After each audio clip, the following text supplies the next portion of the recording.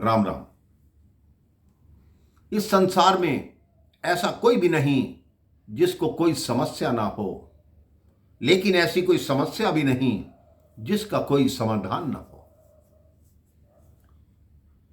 दक्षिण भारत में एक महाराजा के 3 पुत्र थे। तीनों ही हर क्षेत्र में निपुण थे, हर क्षेत्र में पारंगत थे।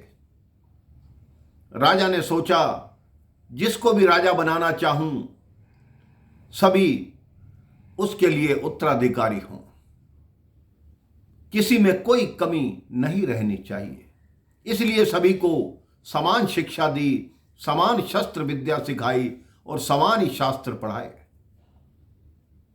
एक दिन राजा ने तीनों को अपने दरबार में बुलाया और कहा, तुम तीनों को एक परीक्षा देनी है और तीनों की परीक्षा में 4-4 माह का अंतर रहेगा।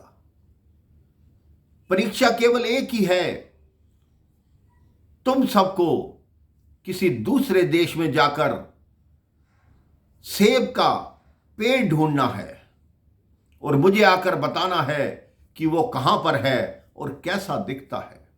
सबसे पहले बड़ा राजकुमार जाएगा, 4 माह के बाद मंझला राजकुमार जाएगा और 4 माह के बाद छोटा राजकुमार जाएगा। अब सबसे पहले बड़े राजकुमार का क्रम था। बड़ा राजकुमार अपने राज्य से बाहर निकला, दूसरे राज्य में ही उसको सेब का एक वृक्ष दिखा। उसने किसी से पूछा कि यह सेब का वृक्ष है? उन्होंने कहा, जी यह सेब का वृक्ष है।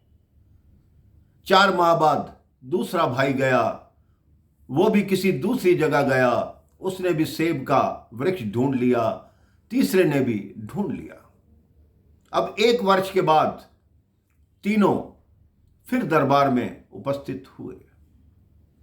अब राजा ने पूछना प्रारंभ किया। सबसे पहले बड़े राजकुमार से पूछा कि आपको सेब का वृक्ष मिला?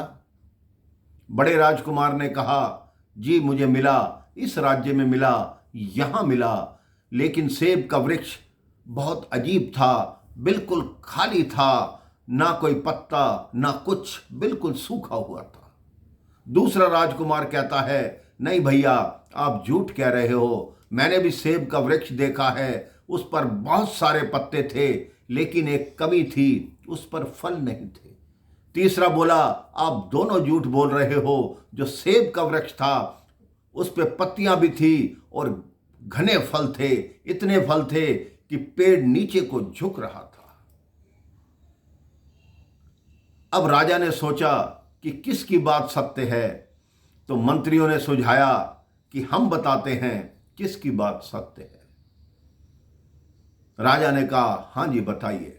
उन्होंने कहा, तीनों राजकुमार की बात सत्य है, इनमें से झूठ कोई नहीं बोल रहा, क्योंकि 4-4 माह के अंतराल में गए।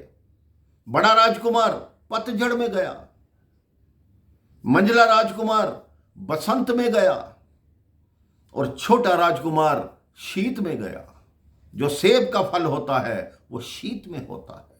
पतझड़ में जब बड़े राजकुमार ने देखा तब उसके सारे पत्ते झड़ चुके थे। इस कथा का, इस कहानी का कहने का आशय यह है कि जब तक किसी बात को अंत तक पहचान ना लो या देख ना लो, किसी निर्णय पर मत पहुंचो। अपने मन में यह धारणा मत बना लो कि यह चीज ऐसी ही है। जब तक उस चीज की वास्तविकता पता ना लगे, जब तक अंत तक किसी बात का पता ना लगे, अपने मन में किसी बात के लिए, किसी मनुष्य के लिए गलत धारणा मत बनाइए।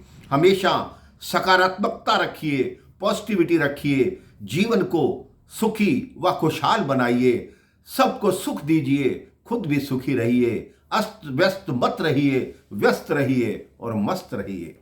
राम राम, जय श्री राम।